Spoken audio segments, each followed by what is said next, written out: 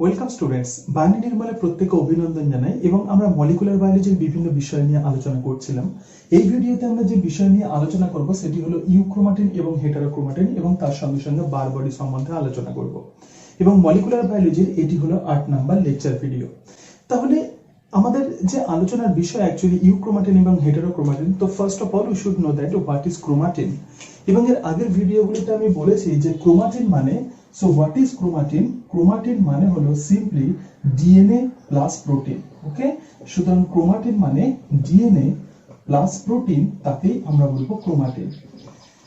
এবং যখন ক্রোমোজোমের মধ্যে ডিএনএ এর প্যাকেজিং হয় সেই সময় কি হয়, ডিএনএ ডিফারেন্ট টাইপের প্রোটিনের সঙ্গে যুক্ত হয় এবং তার সঙ্গে সঙ্গে এই প্রোটিন এবং ডিএনএ এর কনডেনসেশন হয়, অর্থাৎ যে এক্ষেত্রে আমরা বলতে পারি যে ফোল্ডিং হয়। তাহলে প্রথমেই যেটা থাকে সেটা হলো ডিএনএ, অ্যাকচুয়ালি ডিএনএ।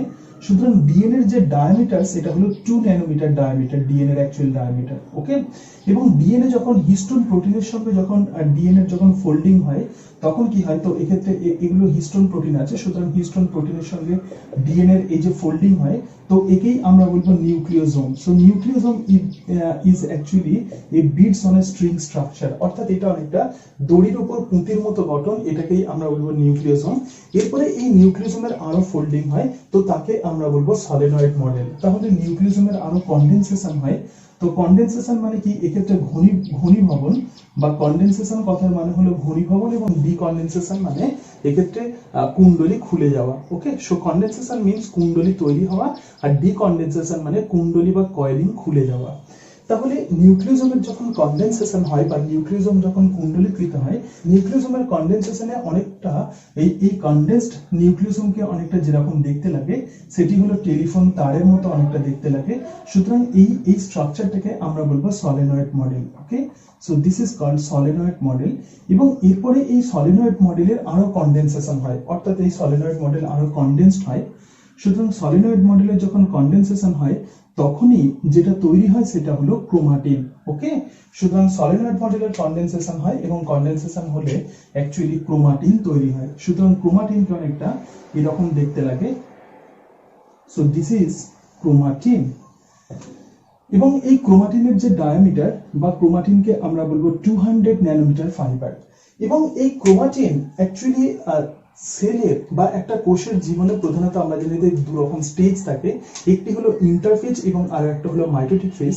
সুতরাং ইন্টারফেজ এবং মাইটোটিক ফেজ বা মেটাফেজ দশায়, মাইটোটিক ফেজের আবার 4টি দশা দেখা যায়, প্রোফেজ, মেটাফেজ, অ্যানাফেজ এবং টেলোফেজ। সুতরাং মেটাফেজ দশায় ক্রোমোসোমকে আমরা ভালোভাবে গুনতে পারি বা ক্রোমোসোমের সাইজ, শেপ, আকৃতি ইত্যাদি আমরা বুঝতে পারি।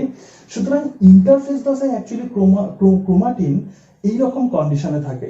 ওকে, সুতরাং এটাকে আমরা বলবো 200 ন্যানোমিটার ফাইবার। তো এই যে স্ট্রাকচার 200 ন্যানোমিটার ফাইবার, একেই আমরা বলবো ক্রোমাটিন। সুতরাং ক্রোমাটিনে তোমরা পরিষ্কার দেখতে পাচ্ছ যে এক্ষেত্রে দু রকম স্ট্রাকচার আমরা দেখতে পাচ্ছি। একটি হলো less condense structure. So this less condense structure is usually known as euchromatin. তাহলে যে গঠনটা কম কুণ্ডলীকৃত আছে তাকেই আমরা বলবো ইউক্রোমাটিন, এবং যেটা অনেক বেশি কুণ্ডলীকৃত আছে তাকেই আমরা বলবো হেটারোক্রোমাটিন। তাহলে more condense structure is known as heterochromatin আর লেস কনডেন্স স্ট্রাকচারকেই আমরা বলবো ইউক্রোমাটিন। এরপরে কি হয়, এই ক্রোমাটিন আরো কনডেন্সড হয়, অর্থাৎ যখন সেল ডিভিশনে প্রবেশ করে তখন এই ক্রোমাটিনের আরো কনডেনসেশন ঘটে এবং তার ফলে আলটিমেটলি ক্রোমোজোম তৈরি হয়। তাহলে এর যদি আরো কনডেনসেশন ঘটে তাহলে এক্ষেত্রে যেটা তৈরি হবে শেষে সেটাই হলো chromosome. Okay, so this is actually the metaphase chromosome. তাহলে একেই আমরা বলবো মেটাফেজ ক্রোমোজোম, অর্থাৎ ক্রোমাটিনের আরো কনডেনসেশন ঘটবে। তাহলে আমরা সিম্পলি যে বিষয়টা দেখলাম যে হোয়াট ইজ ক্রোমাটিন। ক্রোমাটিন মানে ডিএনএ প্লাস প্রোটিন, অর্থাৎ ডিএনএ এবং তার সঙ্গে সঙ্গে হিস্টোন প্রোটিন সহযোগে গঠিত যে স্ট্রাকচার সেটাই হলো ক্রোমাটিন। এবং ক্রোমাটিনের যে অংশ বেশি কুণ্ডলীকৃত তাকে আমরা বলবো হেটারোক্রোমাটিন, এবং যে অংশ কম কুণ্ডলীকৃত তাকেই আমরা বলবো ইউক্রোমাটিন। কিন্তু ইউক্রোমাটিন এবং হেটারোক্রোমাটিন সম্বন্ধে আমাদের আরেকটু ডিটেলসে ধারণা নিতে হবে। অ্যাকচুয়ালি ক্রোমোজোম সাধারণত ইন্টারফেজ দশা এবং এম দশায় বা মাইটোটিক দশা আমরা বলতে পারি, তো এই দুটি দশায় ডিফারেন্ট কন্ডিশনে থাকে। ওকে, সুতরাং একটা সেল তার জীবনে প্রধানত দুটি দশা সম্পন্ন করে, একটি হলো ইন্টারফেজ, সুতরাং ইন্টারফেজ দশা, এবং আরো একটা যে দশা সেটা হলো এম ফেজ, রাইট। এবং ইন্টারফেজ দশা মানে কোনো কোষের বিভাজনের প্রিপারেটরি দশায়, এবং এম ফেজ আবার 4টি উপদশায় বিভক্ত: প্রোফেজ, মেটাফেজ, অ্যানাফেজ এবং টেলোফেজ। অ্যাকচুয়ালি এম ফেজ হলো কোষের বিভাজন দশা। ওকে, সুতরাং বিভাজন দশায় একটি কোষকে ঢুকতে গেলে অবশ্যই তাকে প্রিপারেটরি ফেজে যেতে হবে, তো সেই প্রিপারেটরি ফেজই হলো ইন্টারফেজ। এবং ইন্টারফেজ দশায় আবার কতগুলো সাবস্টেজ আছে, যেমন G1, S, G2, এই 3টি আবার উপদশা আছে। তো এক্ষেত্রে আমাদেরকে যে বিষয়টা জানতে হবে অ্যাকচুয়ালি, তো ক্রোমাটিন অ্যাকচুয়ালি ইন্টারফেজ দশায় কেমন থাকে এবং এম ফেজ বা মাইটোটিক দশায় ক্রোমোজোম কেমন থাকে বা ক্রোমাটিন কেমন থাকে। সুতরাং এম ফেজ বা একে আমরা বলতে পারি মাইটোটিক ফেজ। সুতরাং মাইটোটিক ফেজে ক্রোমাটিন কেমন ভাবে থাকে এই বিষয়টা আমাদের ক্লিয়ার কনসেপ্ট রাখতে হবে। ইউজুয়ালি ইন্টারফেজ দশায় ক্রোমোজোম ডিকনডেন্সড স্টেটে থাকে, ওকে, বা ইন্টারফেজ দশায় ক্রোমাটিন ডিকনডেন্সড স্টেটে থাকে, অর্থাৎ লেস কুণ্ডলীকৃত অবস্থায় থাকে। এবং এম ফেজে ক্রোমোজোমের কিন্তু আরো কনডেন্সড হয়ে যায়, অর্থাৎ ক্রোমোজোম অনেক বেশি কুণ্ডলীকৃত অবস্থায় থাকে। এখন ইউক্রোমাটিন এবং হেটারোক্রোমাটিন এই শব্দ দুটি প্রথম ব্যবহার করেছিলেন যে সায়েন্টিস্ট, তার নাম হলো ইহিচ। তাহলে ইহিচ প্রথম ইউক্রোমাটিন এবং হেটারোক্রোমাটিন এই দুটি শব্দ ব্যবহার করেন। এবং আমরা প্রথমেই যে বিষয়টা দেখছিলাম সেটা হলো কোন ক্রোমাটিন, সুতরাং ক্রোমাটিনে এরকম স্ট্রাকচার যেমন থাকবে। So this is actually the structure of A chromatin, অর্থাৎ ইন্টারফেজ ক্রোমাটিন। সুতরাং ইন্টারফেজ দশায় ক্রোমাটিন ডিকনডেন্সড অবস্থায় থাকে, অর্থাৎ অনেকটা প্রসারিত অবস্থায় থাকে, এবং যখন এম ফেজ হয় তখন ক্রোমোজোম কনডেন্সড অবস্থায় আসে।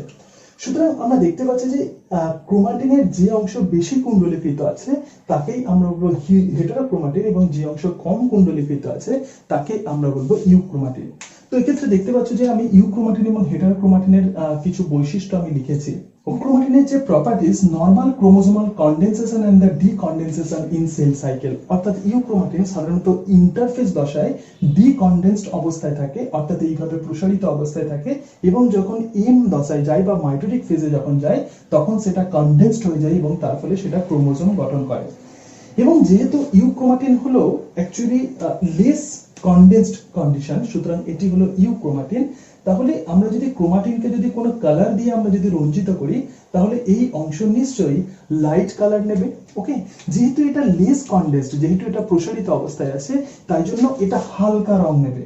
সেই জন্যই বলা হচ্ছে এটি হলো light staining region and this is actually the less condensed region. তাহলে আমরা দেখতে পাচ্ছি যে এটা অনেকটা প্রসারিত অংশ।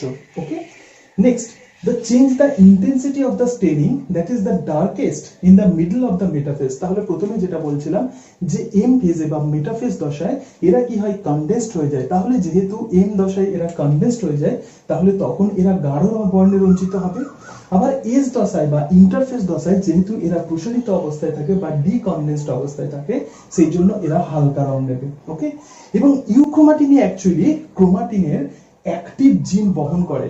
This is very very important. Okay, সুতরাং ইউক্রোমাটিনই কিন্তু ক্রোমাটিনের অ্যাক্টিভ জিন বহন করে, অর্থাৎ এরা হলো transcriptionally active. That means they can produce mRNA, right? তাহলে ট্রান্সক্রিপশনে এরা অ্যাক্টিভ এবং এরা divide of repetitive DNA sequence, অর্থাৎ এখানে কোনো রিপিটেটিভ ডিএনএ সিকোয়েন্স থাকে না। সুতরাং রিপিটেটিভ ডিএনএ সিকোয়েন্স হলো সেই সিকোয়েন্সগুলো যে সিকোয়েন্সগুলো বারবার আসে। ওকে, ধরা যাক আমরা জানি যে ডিএনএ এর মধ্যে এরকম সিকোয়েন্স থাকে ATGC, সুতরাং ধরা যাক এরকম সিকোয়েন্স আছে ATGCC, আবার এলো ATGCC, আবার এলো ATGCC। This is called repetitive DNA sequences. তাহলে ইউক্রোমাটিনের কোনো রকম রিপিটেটিভ ডিএনএ সিকোয়েন্স থাকে না। Then this are actually the properties of euchromatin. তাহলে ইউক্রোমাটিন হলো ক্রোমাটিনের সেই অংশ যে অংশ লেস কনডেন্সড অবস্থায় থাকে, এবং এরা নরমাল কনডেনসেশন এবং ডিকনডেনসেশন প্রপার্টিজ দেখায় অ্যাকচুয়ালি, অর্থাৎ এরা ইন্টারফেজ দশায় ডিকনডেন্সড অবস্থায় থাকে এবং এম দশায় বা মাইটোটিক দশায় বা মেটাফেজ দশায় এরা কনডেন্সড অবস্থায় থাকে। তাহলে ইন্টারফেজ দশায় এরা হালকা বর্ণে রঞ্জিত হবে এবং এম দশায় এরা কি হবে, গাঢ় বর্ণে রঞ্জিত হবে। এবং the most important point which is very very important is that the euchromatin usually bears the active gene, that is এরা transcriptionally active, that is they can produce mRNA. Okay, so euchromatin contains the transcriptionally active gene. This is very very important. Next যে বিষয়টা দেখবো সেটা হলো heterochromatin, এবং heterochromatin প্রধানত darkly staining and the highly condensed region of chromatin. সুতরাং আমরা দেখতে পাচ্ছি যে এটা যে ক্রোমাটিনের যে স্ট্রাকচার আমরা লিখেছি, so this is actually the heterochromatin region. Okay, তাহলে হেটারোক্রোমাটিন রিজিয়নকে আমরা যখন কোনো বর্ণে রঞ্জিত করব, যেহেতু এরা কনডেন্সড, সেই জন্য অবশ্যই এরা অত্যন্ত গাঢ় রং নেবে বা এরা হলো dark straining region. Okay, next, the condensed throughout the cell cycle even in interphase, অর্থাৎ ইন্টারফেজ দশাতেও কিন্তু এই হেটারোক্রোমাটিন কুণ্ডলীকৃত অবস্থায় থাকে। দ্যাট মিন্স এরা কনডেন্সড অবস্থায় থাকে, সুতরাং ইন্টারফেজ দশাতেও এরা গাঢ় বর্ণে রঞ্জিত হয়। কিন্তু ইউক্রোমাটিন ইন্টারফেজ দশায় এক্সটেন্ডেড হয়ে যায় বা প্রসারিত হয়ে যায় এবং এম দশায় এরা কুণ্ডলীকৃত হয়, but heterochromatin actually remains all the time even in interphase, এরা কি হয়, কনডেন্সড অবস্থায় থাকে। ওকে, এবং এরা ট্রান্সক্রিপশনালি সাইলেন্ট, অর্থাৎ এক্ষেত্রে কোনো অ্যাক্টিভ জিন থাকে না, অর্থাৎ এরা এমআরএনএ তৈরি করে না এবং replicate letter than rest of the DNA. সুতরাং হেটারোক্রোমাটিন ডিএনএ এর অন্যান্য অংশের অনেকটা পরে রেপ্লিকেশন ঘটায়। সুতরাং হেটারোক্রোমাটিন হলো অ্যাকচুয়ালি নিষ্ক্রিয় জিন বহন করে। হেটারোক্রোমাটিনে কোনো ট্রান্সক্রিপশনালি অ্যাক্টিভ জিন থাকে না, সুতরাং হেটারোক্রোমাটিন পোরশন থেকে কোনো এমআরএনএ তৈরি হয় না। দিস ইজ আরো একটা বিষয় যেটা বলার, ইউক্রোমাটিন এবং হেটারোক্রোমাটিনে আরো একটা বিষয় অত্যন্ত গুরুত্বপূর্ণ। ধরা যাক এক্ষেত্রে আমরা যদি ক্রোমোজোম যদি আঁকি, অর্থাৎ ক্রোমোজোমের যদি ছবি আঁকি, so this is the centromere, তাহলে এটা হলো সেন্ট্রোমেরিক রিজিয়ন এবং একদম প্রান্ত হলো টেলোমেরিক রিজিয়ন। এবং সেন্ট্রোমেরিক সাধারণত হেটারোক্রোমাটিন প্রধানত কোথায় দেখা যায়, সেন্ট্রোমেরিক এবং টেলোমেরিক রিজিয়নে প্রধানত হেটারোক্রোমাটিন দেখা যায়। ওকে, তাহলে ডার্ক স্টেনিং অংশ অ্যাকচুয়ালি এরা ক্রোমোজোমের, সুতরাং এই পোরশন হলো হেটারোক্রোমাটিন। তাহলে সেন্ট্রোমেরিক রিজিয়নে প্রধানত হেটারোক্রোমাটিন দেখা যায়, কারণ আমরা জানি যে এখানে রিপিটেটিভ ডিএনএ সিকোয়েন্স থাকে। ওকে, আবার এটি হলো টেলোমিয়ার, সুতরাং টেলোমিয়ার পোরশনে প্রধানত হেটারোক্রোমাটিন দেখা যায়। ওকে, সুতরাং হেটারোক্রোমাটিন প্রধানত সেন্ট্রোমেরিক এবং টেলোমেরিক রিজিয়নে দেখা যায় কোনো ক্রোমোজোমের, এবং বাকি যে পোরশন আছে কোনো ক্রোমোজোমের সেই অংশে প্রধানত ইউক্রোমাটিন দেখা যায়। তাহলে অন্যান্য যে অংশ আছে ক্রোমোজোমের সেখানে প্রধানত ইউক্রোমাটিন দেখা যায়, and which bears active gene। এবার আমরা যে বিষয় নিয়ে আলোচনা করব সেটা হলো কনস্টিটিউটিভ হেটারোক্রোমাটিন এবং ফ্যাকাল্টেটিভ হেটারোক্রোমাটিন। তোমাদের মধ্যে অনেক সময় কনফিউশন থাকে যে what is constitutive heterochromatin and what is facultative heterochromatin. Then heterochromatin actually ক্রোমাটিনের সেই পোরশন যে পোরশন হাইলি কনডেন্সড থাকে, অর্থাৎ অত্যন্ত কুণ্ডলীকৃত অবস্থায় থাকে, এবং ইন্টারফেজ এবং এমফেজ উভয় দশাতেই কিন্তু এরা কুণ্ডলীকৃত অবস্থায় থাকে, এবং সেই কারণের জন্য এরা অত্যন্ত গাঢ় বর্ণে রঞ্জিত হয়। এখন এই যে হেটারোক্রোমাটিন, এটি দুই ভাগে আমরা এদেরকে ভাগ করতে পারি, একটি কনস্টিটিউটিভ আর একটা ফ্যাকাল্টেটিভ। তো ফার্স্ট অফ অল আমি দেখব যে কনস্টিটিউটিভ হেটারোক্রোমাটিনের বিভিন্ন প্রপার্টিজ গুলো। Then constitutive heterochromatin present in all cell at the identical position, অর্থাৎ সমস্ত রকমের কোষে ক্রোমোজোমে এরা সুনির্দিষ্ট স্থানে থাকে। সুতরাং সেন্ট্রোমেরিক এবং টেলোমেরিক রিজিয়নে প্রধানত এরা অবস্থান করে। সুতরাং সেন্ট্রোমেরিক এবং টেলোমেরিক রিজিয়নে যে হেটারোক্রোমাটিন দেখা যায় সেই হেটারোক্রোমাটিনকে আমরা বলবো constitutive heterochromatin. Next, permanently condensed throughout the cell cycle, অর্থাৎ সেল সাইকেলের উভয় দশাতেই, অর্থাৎ ইন্টারফেজ এবং এমফেজ উভয় দশাতেই কিন্তু এরা কনডেন্সড অবস্থায় থাকে। Next, highly repetitive DNA sequences দেখা যায়, এবং যেহেতু এক্ষেত্রে হাইলি রিপিটেটিভ ডিএনএ সিকোয়েন্স দেখা যায় সেই কারণের জন্য এরা কি হয়, এরা অ্যাকচুয়ালি সাইলেন্ট জিন বহন করে বা এরা নিষ্ক্রিয় জিন বহন করে। ওকে, এবং density of the gene is reduced, অর্থাৎ অ্যাক্টিভ জিনের পরিমাণ অনেক কম থাকে, and replicated late in the S phase, অর্থাৎ এজ দশায় আমরা জানি যে ক্রোমোজোমের ডুপ্লিকেশন হয় বা ডিএনএ ডুপ্লিকেশন হয় বা রেপ্লিকেশন হয়, অর্থাৎ একটি ডিএনএ থেকে দুটি ডিএনএ তৈরি হয়। সুতরাং এজ দশার একদম শেষের দিকে এটা রেপ্লিকেশন ঘটে, এবং recombination frequency is also less.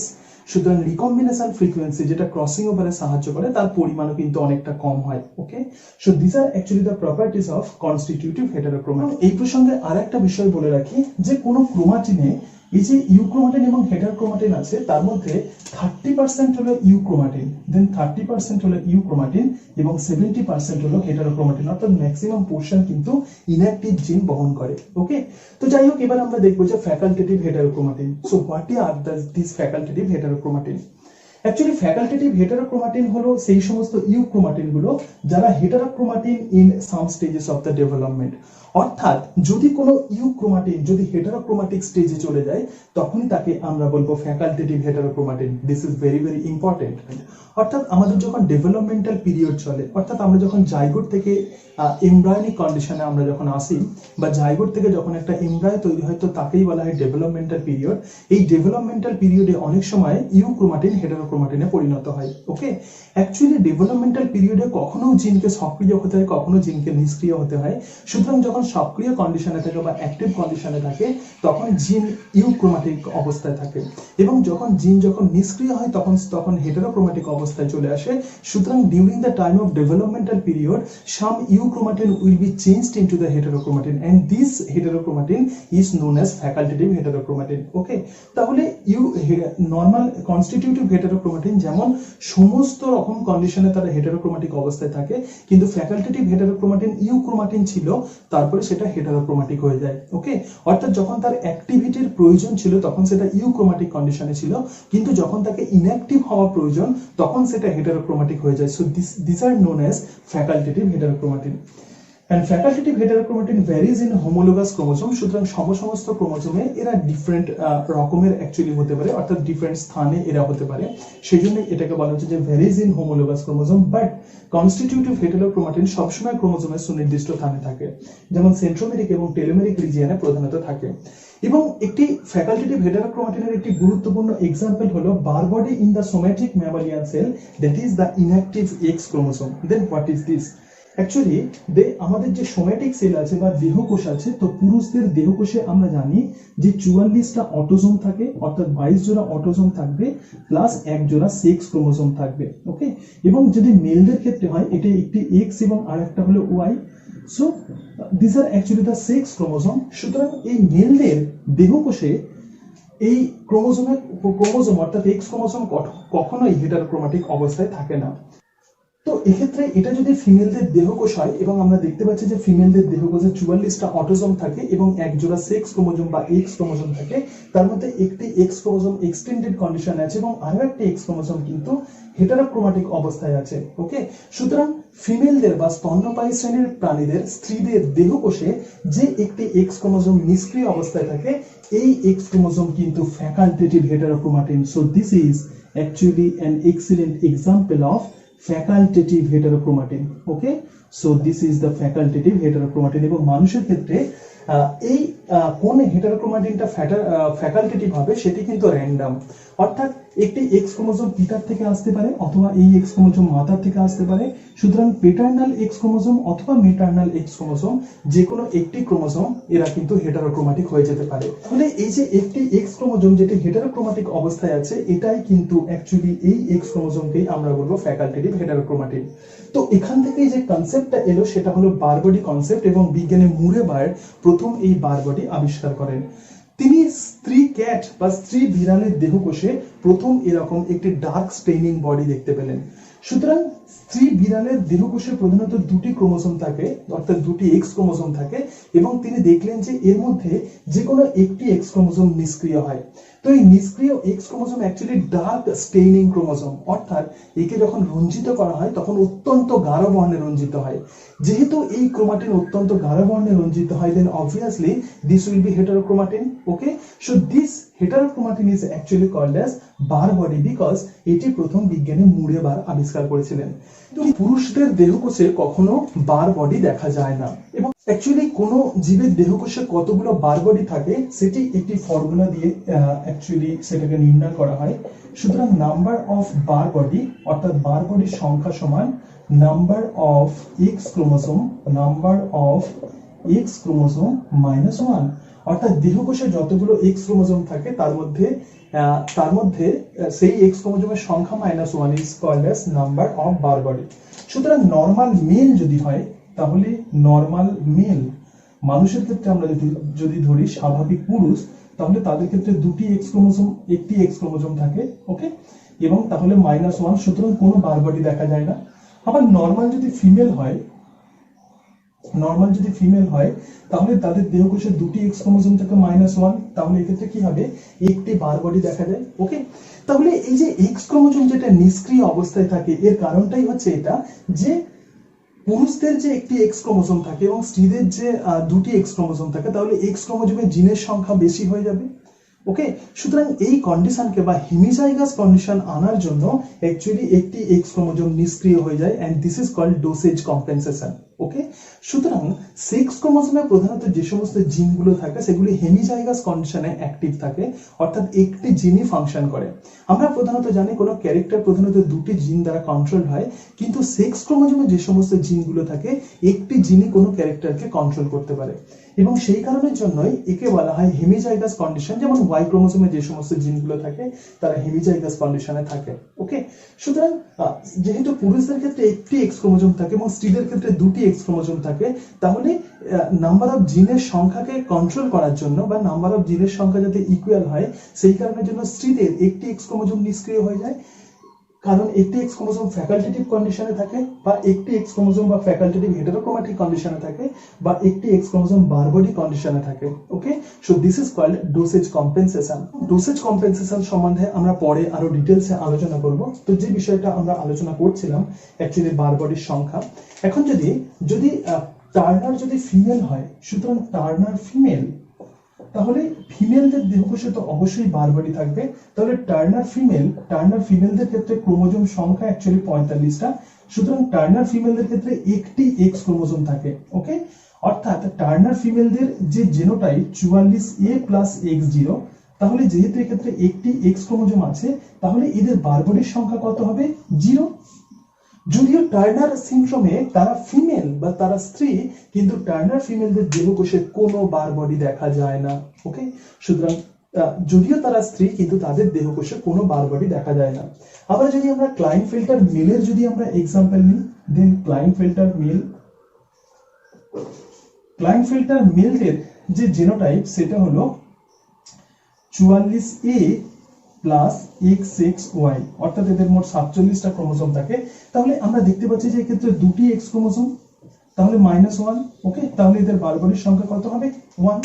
তাহলে যে সমস্ত মানুষ অ্যাকচুয়ালি ক্লাইনফেল্টার, তারা যদিও পুরুষ কিন্তু তবুও তাদের দেহকোষে আমরা দেখতে পাচ্ছি যে বারবডি দেখা যায়।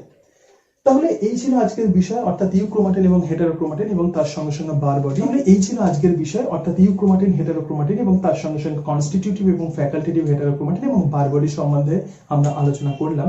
তো আবার যদি টোটাল বিষয়টা আমি সামারাইজ করে দিই তাহলে কি দেখবো? তো ইউক্রোমাটিন হলো ক্রোমাটিনের সেই অংশ যে অংশ লেস কুণ্ডলীকৃত অবস্থায় থাকে, বা জেনারেলি যে অংশ ডিকনডেন্সড অবস্থায় থাকে। অ্যাকচুয়ালি ইন্টারফেস দশায় এরা ডিকনডেন্সড অবস্থায় থাকে এবং এম দশায় এরা কনডেন্সড কন্ডিশনে থাকে। সুতরাং ক্রোমোজোমের যে অংশ হালকা বর্ণে রঞ্জিত হয় সিম্পলি সেটাই হলো ইউক্রোমাটিন, এবং ইউক্রোমাটিনে অ্যাক্টিভ জিন থাকে। ওকে, হেটারোক্রোমাটিন হলো ক্রোমোজোমের যে অংশ সবসময় গাঢ় বর্ণে রঞ্জিত হয়, অর্থাৎ ইন্টারফেজ এবং এম ফেজ উভয় দশাতেই যে অংশ গাঢ় বর্ণে রঞ্জিত হয় তাকেই আমরা বলবো হেটারোক্রোমাটিন, এবং প্রধানত হেটারোক্রোমাটিনে ইনঅ্যাক্টিভ জিন থাকে। হেটারোক্রোমাটিনকে আমরা দুই ভাগে ভাগ করতে পারি, একটা কনস্টিটিউটিভ হেটারোক্রোমাটিন এবং আরো একটা হলো ফ্যাকাল্টেটিভ হেটারোক্রোমাটিন। কনস্টিটিউটিভ হেটারোক্রোমাটিন প্রধানত ইন্টারফেজ এবং এম ফেজ উভয় দশাতেই হেটারোক্রোমাটিক কন্ডিশনে থাকে, এবং প্রধানত কোনো ক্রোমোজোমের সুনির্দিষ্ট স্পেসিফিক স্থানে এরা থাকে, যেমন সেন্ট্রোমেরিক এবং টেলোমেরিক রিজিয়নে প্রধানত কনস্টিটিউটিভ হেটারোক্রোমাটিন দেখা যায়। বাট ফ্যাকাল্টেটিভ হেটারোক্রোমাটিন কি? এরা প্রথমে ইউক্রোমাটিক অবস্থায় ছিল এবং ডেভেলপমেন্টাল স্টেজের কোনো একটা দশায় এরা হেটারোক্রোমাটিক হয়ে যায়, তাদেরকেই আমরা বলবো ফ্যাকাল্টেটিভ হেটারোক্রোমাটিন। যেমন mammalian Barr body is an excellent example of facultative heterochromatin. তাহলে বারবডি প্রথম আবিষ্কার করেছিলেন বিজ্ঞানী মুরে বার, এবং ফিমেলদের দেহকোষে ইন্টারফেজ দশায়, মাইন্ডেড ইন্টারফেজ দশায় তিনি একটি ডার্ক স্টেনিং বডি দেখতে পেলেন, তাকেই আমরা বলবো বারবডি। এবং এই বারবডি অ্যাকচুয়ালি কিছুই নয়, এটি হলো ইনঅ্যাক্টিভ এক্স ক্রোমোসোম। এরপরে আমরা যেটা দেখলাম যে কিভাবে আমরা বারবডির সংখ্যা নির্ণয় করব।